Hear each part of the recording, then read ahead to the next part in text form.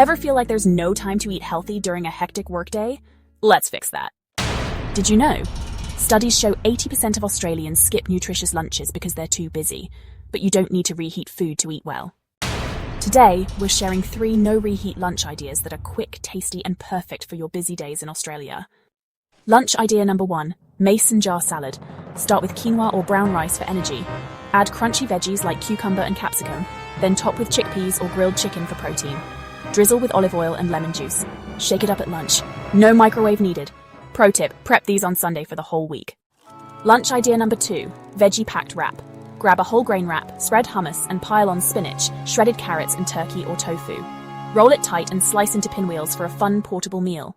Research says fiber-rich wraps keep you full longer, perfect for long work days. Lunch idea number 3, protein bento box. Fill a bento with boiled eggs, cheese cubes, almonds, and fresh berries. Add whole grain crackers for crunch. This mix balances protein, fats, and carbs, keeping your energy steady. Fun fact: bento boxes are trending in Sydney offices for their style and convenience.